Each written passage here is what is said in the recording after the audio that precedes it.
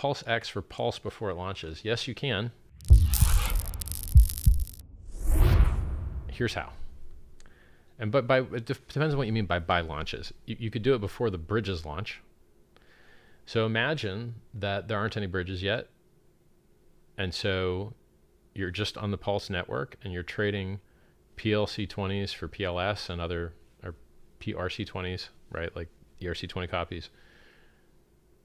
And now someone, so in the first, like quite early, someone can make a PLS-PLSX pair. And they can add their PLS on one side and their PLX on another side and create the pair. Now they decide, they choose at what ratio they put those pairs. And in Uniswap, that ratio is the price. And if nothing has a price yet, then it's just a ratio. So we'll just call it a ratio. But if you know, if they were exchangeable for real money, then they have a price. Now, so if someone sets that pair of PLS versus PLSX, you will be able to trade your PLSX for PLS. But it is up to the market to decide at what ratio they're willing to participate in those trades and where they're setting their liquidity.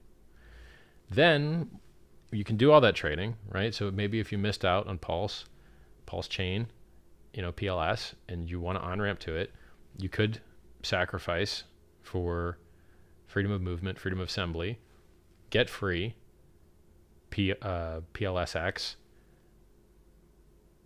You could create the market yourself. Someone else could create the market. Anyone could create the market. It's a public function. And then anyone can trade against it. So there's a chance if someone wants to get into PLSX and you want to get into PLS that you guys meet and you swap and everybody's happy. Now, when the bridges launch, which you'd assume maybe 24 or 48 hours later, now someone creates a pair on the Ethereum side for PLS ETH, or someone creates a pair on the Pulse side for PLS ETH, which is bridged in ETH. And now you've got a gateway to fiat on-ramps. You've got a gateway to cash out. You've got a gateway to all the ERC20s backing up the value of all the PRC20s.